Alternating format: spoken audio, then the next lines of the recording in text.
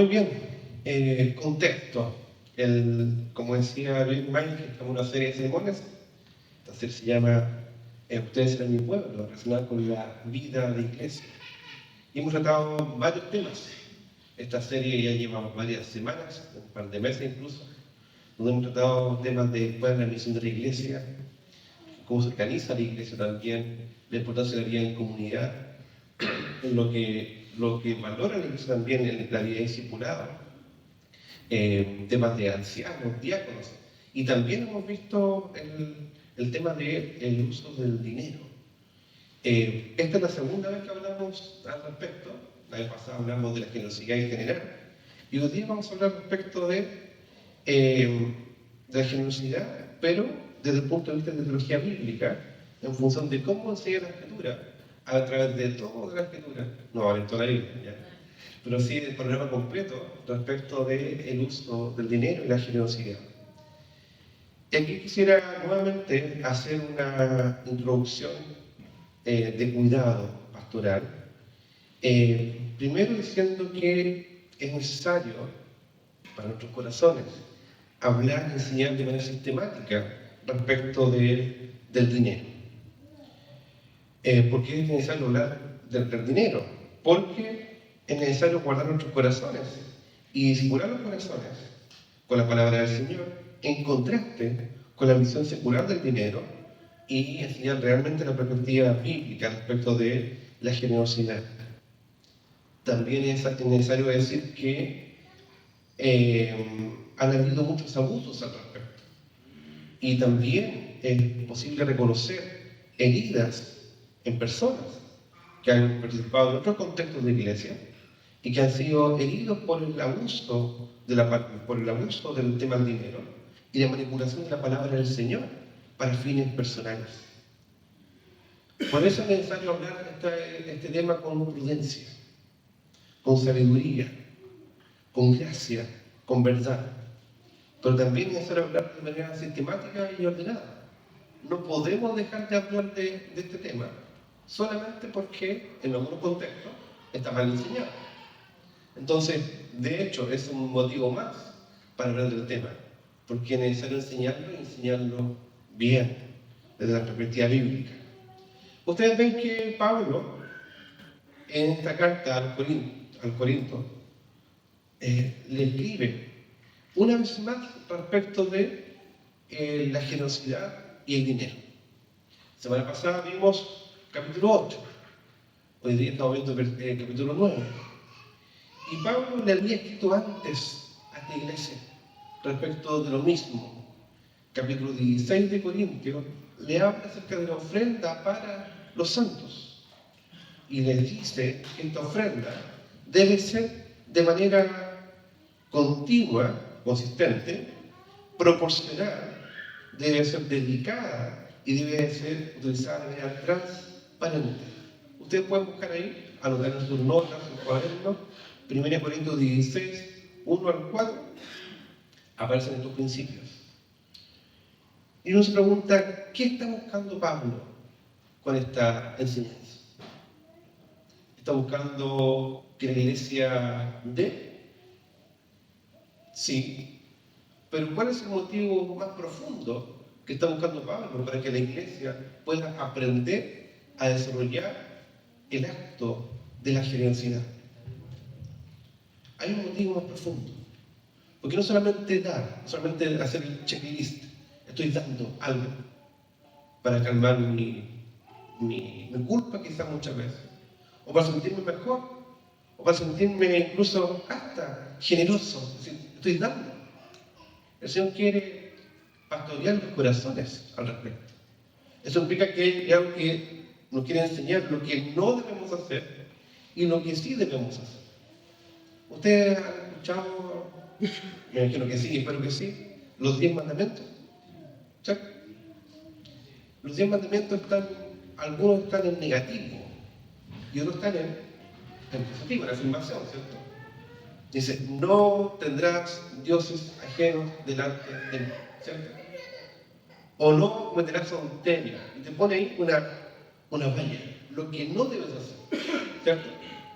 Pero solamente se queda ahí. en lo que no se debe hacer, también está en positivo. O sea, ese mismo pasaje, uno puede leerlo en positivo diciendo, Dios quiere que Él sea el único Dios verdadero. O sea, no podemos quedar solamente en lo negativo, también tenemos que quedar en lo que el Señor nos manda hacer. Hay cosas que el Señor nos prohíbe, nos delimita, hasta aquí tienes que llegar, pero no significa quedarnos ahí, significa también buscar lo que el Señor demanda de nosotros, en positivo. Entonces el Señor nos dice muchas veces que debemos cuidarnos de la avaricia. ¿Han escuchado eso? Nos debemos cuidar de la codicia, del robar, de no cerrar el corazón frente a los hermanos, lo que no debemos hacer. Pero aquí Pablo está diciendo lo que sí debemos hacer, que está muy de la mano con un corazón por el Señor. Dice, cada uno dé como propuso en su corazón, no con tristeza, ni por necesidad, porque Dios ama al dador alegre. ¿Está diciendo lo que no debemos hacer acá? No, está diciendo lo que sí debemos hacer. Pero además nos dice cómo debemos hacerlo. Lo asume. Ni siquiera se cuestiona, ¿debemos dar? Nos dice, voluntariamente, como puso en su corazón, no con tristeza, sino con gozo. Porque Dios ama al dador alegre. Y aquí te dice dos cosas. No lo hagas por esto. No lo hagas de esta forma. Es tan negativo, ¿cierto? Dice, no con tristeza, ni tampoco con necesidad. Porque Dios ama al dador alegre. ¿Qué nos dice entonces ahí? Da con alegría, de corazón. Entonces, después habla acá de que debemos dar abundantemente en toda gracia. Porque, como está escrito, repartió, dio a los pobres, su justicia permanece para siempre. Y está citando un salmo. Antiguo Testamento. Y dice, está relacionado entonces Nuevo Testamento con Antiguo Testamento. Pero por supuesto, si hay una continuidad, es un solo libro. Entonces debemos preguntarnos, por ejemplo, porque aquí empieza a salir el tema de el diezmo. ¿Han escuchado la palabra diezmo alguna vez en la Biblia? ¿Sí? Es un tema para algunos contextos muy conflictivo, ¿cierto? ¿Se debe dar el diezmo hoy o no? ¿El diezmo precisamente al 10%? ¿Puede ser menos? Esa es la pregunta más habitual. Nadie se pregunta, ¿puede ser más? ¿Puede ser más? Entonces uno se pregunta, ¿dónde está la enseñanza del diezmo? ¿Qué relación tiene con el Nuevo Testamento? ¿Tiene alguna relación? ¿Es válido hoy? Paréntesis. Solamente para el que viene hoy por primera vez. O por los últimos domingos.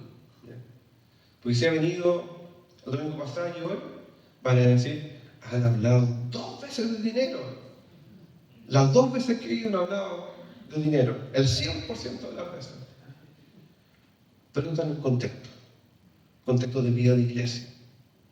¿Sí? Solamente si lo vemos porcentualmente, este sería como el 10% del tiempo que hemos hablado de este tema en la serie de la iglesia.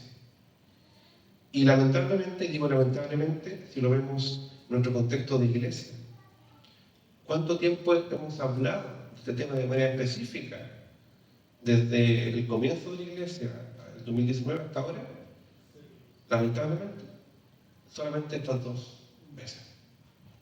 Digo lamentablemente no porque tengamos una fijación con el dinero, obviamente, sino porque decía adelante, es necesario que nuestro corazón sea pastoreado en cómo administrar los recursos económicos. Y queremos adelante hacerlo de manera más sistemática y continua, porque nuestro corazón necesita ser recordado en estos temas. Así que para algunos de ustedes, aunque llevan 3, 2 o 4 años o meses, nunca habían escuchado enseñanza al respecto. Y queremos hoy día dedicar este tiempo para eso.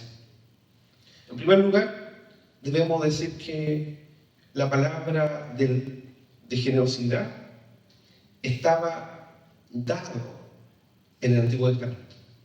Y también en el Antiguo Testamento había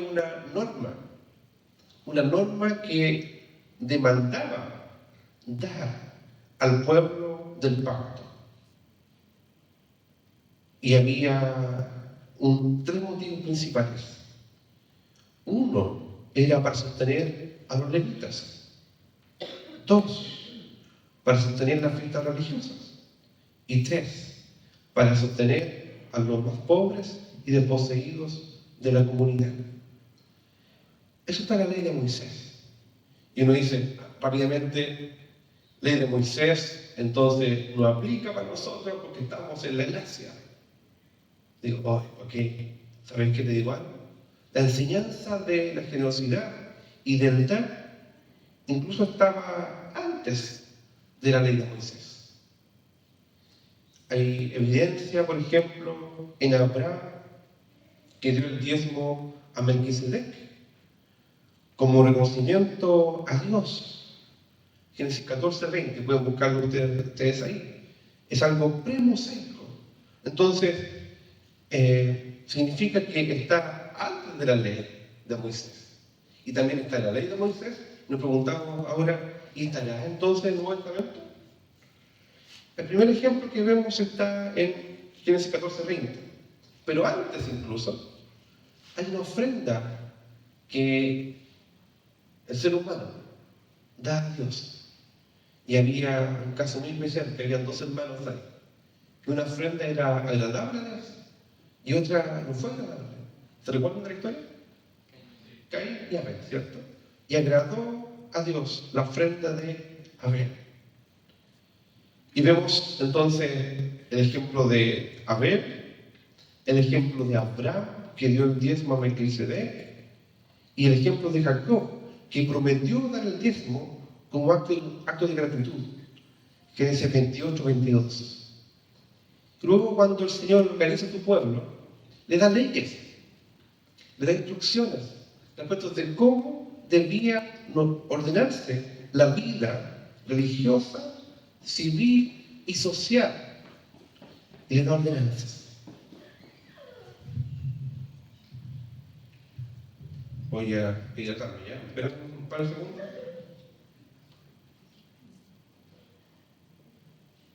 Le da ordenanzas.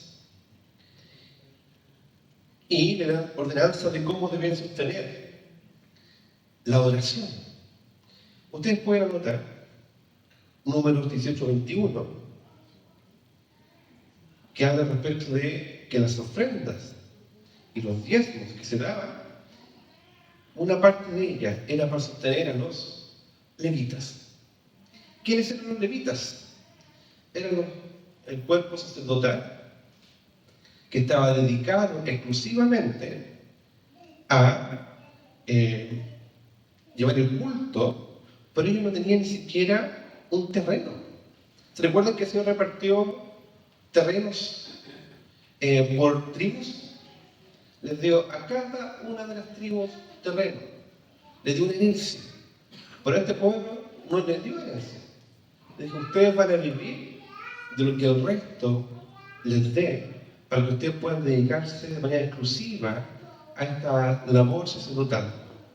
Entonces, a modo de justicia y también de generosidad y también de amor al prójimo, las personas que tenían herencia y tenían tierras para trabajar en la tierra debían dar para sostener a otros.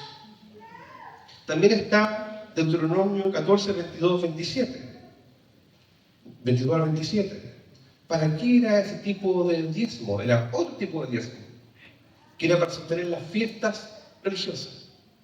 ¿Conocen alguna fiesta religiosa judía? ¿Les puedo nombrar alguna al menos? Purim, ¿ya? Fiesta tabernáculo, ¿cierto? Los panes sin levadura. ¿Qué más? ¿Alguna otra más? La Pascua, ¿cierto? Y esas fiestas necesitaban ser organizadas, ¿cierto? Sustentadas. Y eso sustentaba con la buena voluntad de las personas solamente, sino que además necesitaban de recursos económicos para poder llevar a cabo cada una de las ofrendas y cada una de los preparativos para esta fiesta. Tercer tipo de ofrenda, o diezmo, Deuteronomio 14, 28, 29. Y esta ofrenda y diezmo era cada 3 años, que era para sostener a los pobres, a los desposeídos y a los más necesitados de la comunidad. Se dan cuenta que ahí hay 3 tipos de diezmos, ¿cierto? Uno dice, diezmos igual a 10%. ¿Y cómo era el Antiguo Testamento? Había un diezmo para los levitas, un diezmo para las fiestas religiosas y un diezmo que era cada 3 años para los más necesitados. Si usted saca cuentas y suma y resta y lo que sea, ¿cuánto es lo que tenía que dar el pueblo de manera normativa para los fines de sostenimiento de la comunidad y de la adoración al Señor? ¿Les digo cuánto? 23,333 periódicos por ciento. Y uno dice, wow, 23%, y estoy peleando ya con el 10%. ¿Se dan cuenta? Una vez escuché una ilustración que la ley es el preparativo para que nuestros corazones puedan ser guiados a la voluntad del Señor. ¿Han visto cuando los niños aprenden a andar en bicicleta? Y uno le pone al ladito, ¿qué cosa? Las rueditas, ¿cierto? Y las rueditas sirven, ¿cierto? Sí. A veces son bien estables las ruedas, depende de cómo se les ponga, ¿cierto? Y los niños van así, ¿cierto? Pero esas ruedas tienen una utilidad. Si el niño o niña aprendió a andar en bicicleta, ¿esas ruedas son útiles o ya empiezan a estorbar? ¿Se imaginan a un niño de 25 años andando por la calle con rueditas al lado? ¿Se imaginan, no? Divertido, ¿no? Esas ruedas hay que sacárselas, ¿cierto? A modo de ilustración. Ninguna ilustración es perfecta en todo lo que quiere explicar. Pero la ley es para nosotros, para el ser humano, esas rueditas preparatorias, para aprender a hacer las cosas, para aprender a andar en bicicleta, por ejemplo. Le sacamos esas rueditas. ¿Eso significa que no son válidas? No. Significa que cumplieron el rol y el tiempo que debían tener. Pero eso significa que las ruedas no sirven y que no debo equilibrarme. No. Es necesario seguir equilibrándose. Pero ahora ya aprendimos a andar por la obra del Señor, por el poder del Espíritu Santo, por el poder de su palabra. ¿Descartamos entonces la ley? No la descartamos. De hecho, en Cristo la ley se cumple. Y quiero ser justo con esto. Vemos que el Antiguo Testamento era para sostener a los levitas, era para sostener las fiestas religiosas y para sostener a los pobres y a los más necesitados de la comunidad del pacto. Y nos preguntamos, ¿y ahora tenemos levitas? La verdad es que no tenemos levitas. Tenemos sacerdotes, ¿cierto? Porque tenemos un sumo sacerdote, que es Cristo el Señor. Por otra parte, tenemos las fiestas religiosas, las ceremonias religiosas, como la Pascua, a la manera que se hacía ese tiempo. No, definitivamente no. Tampoco la fiesta de los tabernáculos. No. Entonces, nos preguntamos, ¿eso ya está cumplido? Ya está cumplido. Toda ceremonia religiosa está cumplido en Cristo, ¿cierto? Pero, de manera magistral, tanto Jesús como los apóstoles los apóstoles entendieron que había una continuidad entre el Antiguo y Nuevo Testamento. Tanto así que Pablo señaló lo siguiente en 1 Corintios 9:14. Así también ordenó el Señor a los que anuncian el Evangelio que vivan del Evangelio, refiriéndose a los ministros. Entonces uno dice, aquí hay un principio que se va cumpliendo, o que hay que sustentar, o hay que seguir, hay una línea que seguir. También, por ejemplo, habla respecto de sostener el culto público, desde un punto de vista práctico. No tenemos, obviamente, sostener las ceremonias como la Pascua, ¿cierto? Pero sí nos juntamos en nuestra fiesta cristiana. ¿Cuál es? El Día del Señor. Esa es la fiesta cristiana, ¿cierto? Y ahí celebramos la Cena del Señor también. Y buscamos un lugar para reunirnos, ¿cierto? ¿Dónde nos reunimos actualmente como Iglesia de Cristo Redentor de Concord? Acá, ¿cierto? Los que son más antiguos, está bien que en un tiempo nos reunimos en una plaza, ¿cierto? En la plaza de Blanca Estela. Decimos por 30 meses. Y aquí llevamos unos cuantos meses juntándonos. Ya. Uno se pregunta, ¿y este lugar? Me imagino que hay que pagarlo, ¿cierto? La verdad es que sí. Y te preguntarán, ¿es muy caro? Gracias al Señor, es un precio razonable. ¿Pero esto es necesario sustentar? Por supuesto que sí. Esto es necesario de pagarlo mes a mes. No es algo que está ahí como que una concesión. No es que en Campo, como tú eras un digas, ¿sabes qué? Que no escuche nadie. Úselo gratuitamente. Si fuera gratuito, sería hermoso. Y si no, también es hermoso. Porque el Señor nos guía como comunidad de iglesia a levantar recursos para poder pagar esto. Entonces, el segundo principio continúa. Y el tercer principio, el principio de dar para otros, a los más necesitados, estaba en la Escritura también. De hecho, sí. El contexto de esta carta de Corintios, capítulo 9, 8, 9, habla respecto de ayudar a los más necesitados, ayudar a la iglesia de Jerusalén que estaba en hambre, en necesidad.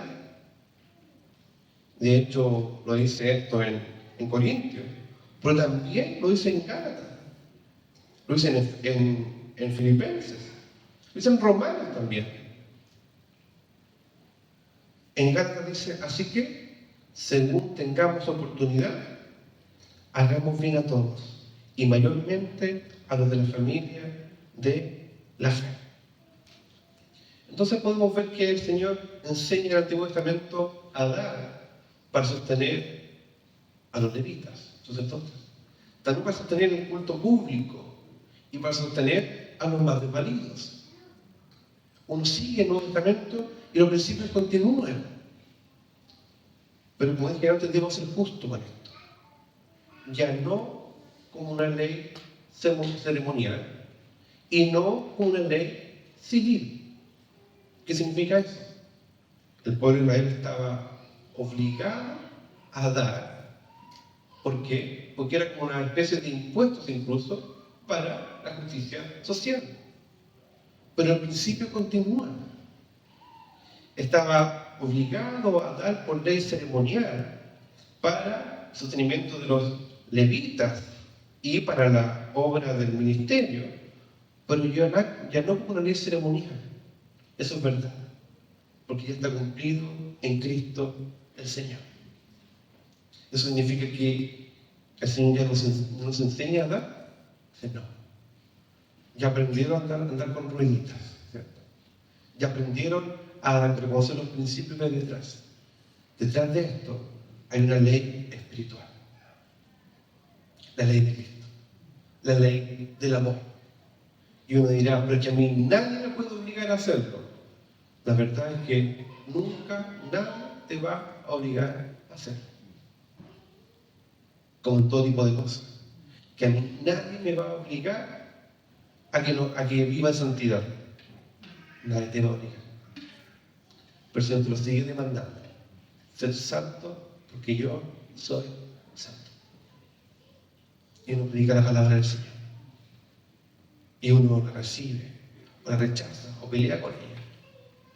O cuando dicen, ¿sabes qué? Es que yo me congregué por mucho tiempo y fue complejo, fue difícil.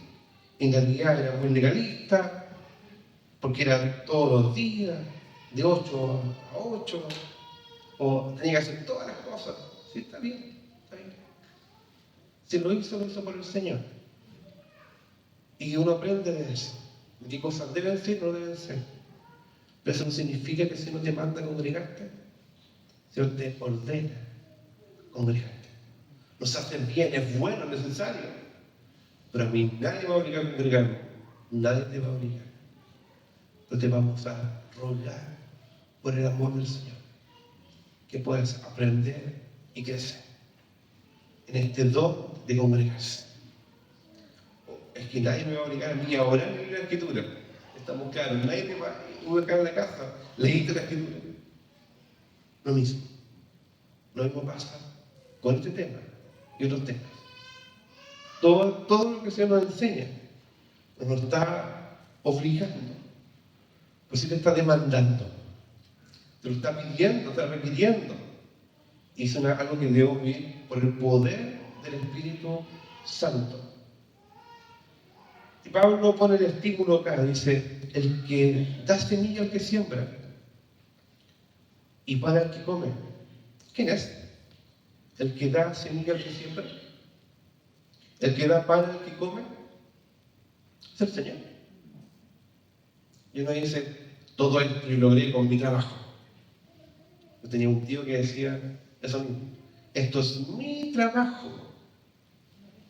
Esto lo logré con mis fuerzas. Mi tía cristiana llegaba a la gente de la iglesia a la casa. Se encontraban con mi tío. Mi tío le decía, ¿ustedes creen que el Señor me lo trajo? Esto yo lo fui a comprar. Mi tía avergonzada. Después aprendió. Por último día se había entendido que todo lo que tenía era por y para el Señor. Que si el Señor que tenía en la mesa era porque el Señor le dio la fuerza, la sabiduría y la gracia y el trabajo para poder hacerlo.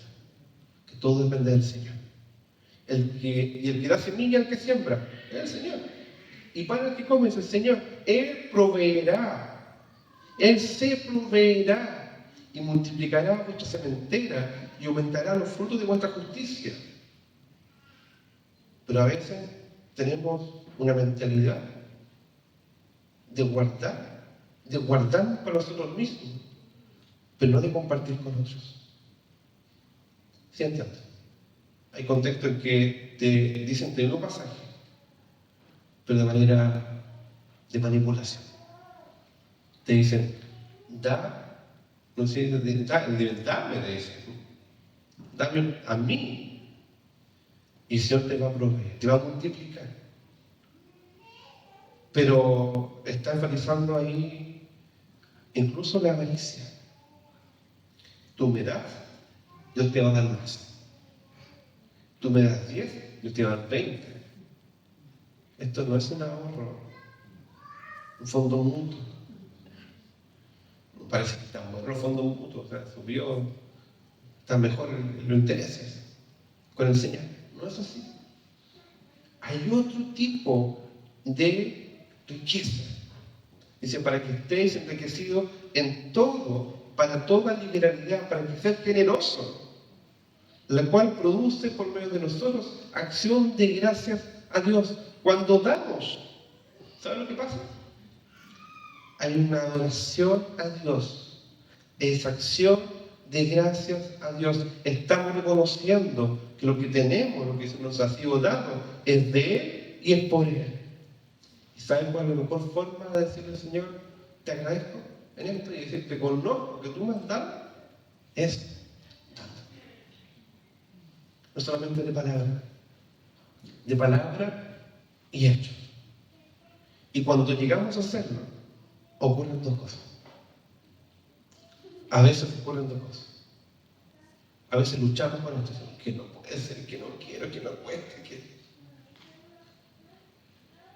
pero lo voy a hacer, Señor. Y cuando lo hacemos, el Señor produce un fruto de justicia. Me dice, qué bueno que lo hice. Qué bueno que estoy aprendiendo, porque reconozco que hay una gracia en dar. Hay una gracia, porque más vale dar incluso, dar que recibir. Hay una gracia en dar, una gracia del Espíritu Santo. Hay un gozo. ¿Por qué? Porque produce gratitud a Dios, pero también gratitud en la iglesia. Y también estimula incluso el dar a otro la generosidad. Porque la administración de servicio no solamente suple lo que los santos falta, sino que también abunda en muchas acciones de gracia a Dios.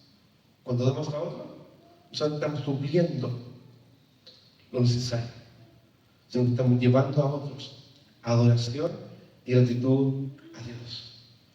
Pues por la experiencia de esta meditación, glorifican a Dios. Por la obediencia que profesáis al Evangelio de Cristo y por la liberalidad de vuestra contribución para ellos y para todos. Asimismo, la oración de ellos por vosotros. O sea, cuando uno da a otro, el otro agradece y además el otro agradece a Dios. Y ora por ellos. Produce un fruto de oración también. Asimismo, en la oración de ellos por vosotros, a quienes aman a causa de la superabundante gracia de Dios en vosotros. Gracias a Dios por su don inefable. Entonces les pregunto, para Pablo, para los apóstoles, para la iglesia, el principio de dar, ¿continuaba? Respóndanme por favor que sí, para que se... ¿Continuaba como ley exigible ceremonialmente? Obviamente no. ¿Como ley exigible civilmente? Obviamente no. ¿Como ley espiritual? Por supuesto. Pero sigue siendo ley. Ah, ley espiritual nomás. No. Ley. Y de hecho, el Antiguo Testamento era también una ley espiritual. Porque moldeaba y enseñaba los corazones. Y había muchos que lo hacían legalistamente. Sí. Pero unos cuantos, unos muchos, disfrutaban de hacerlo en el poder del Espíritu Santo. Y podían reconocer que había un gozo en dar más que en recibir. Por tanto, recapitulando el sermón anterior y el de hoy, hay principios del dar en el cristianismo, en el Evangelio. Debe ser por gratitud, debe ser con generosidad, debe ser proporcional a lo que recibimos, debe ser constante, sí, cada día, cada primer día de la semana, así el contexto, y con gozo, y con la esperanza de que el Señor cuida de nosotros. Hay principios bíblicos de por qué hacerlo, pero y cómo hacerlo, y también de por qué hacerlo. Porque nos cuida, uno, nos cuida de la avaricia. Dos, nos enseña a vivir el gozo de compartir. Tres, nos enseña a agradecer a Dios, reconociendo que todo lo que tenemos es de Él. Cuatro, nos enseña a confiar en su provisión continua. Y cinco, ordena nuestras prioridades del corazón. Porque el uso de los recursos está asociado a la adoración. A cuánto valoramos la comunión con otros, cuánto amamos al prójimo y cuánto amamos su misión. Voy a terminar con un pasaje.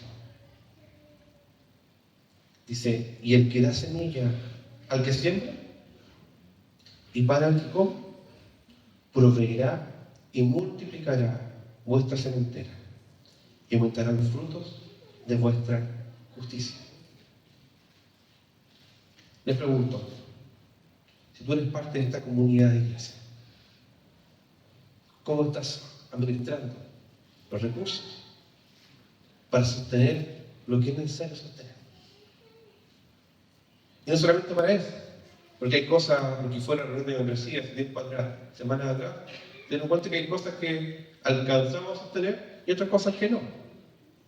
Pero también hay muchas ideas y proyectos que queremos llegar a desarrollar, hacia adelante, hacia la misión. Entonces decimos, Señor, enséñanos a dar, como individuos, como familias y como iglesia. Enséñanos a dar y a darnos al Señor primero y ser responsable y generoso para compartir lo que el Señor nos ha dado. Como dice el pasaje del Antiguo Testamento, de lo recibido de tu mano, te damos, Señor. Los invitamos a orar.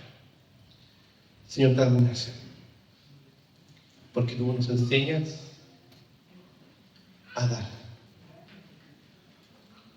Y nos enseñas con palabras y con hechos. Vemos que Cristo se dio por nosotros, que tú entregaste a tu Hijo y que por su riqueza, cuando se hizo pobre, hemos sido enriquecidos.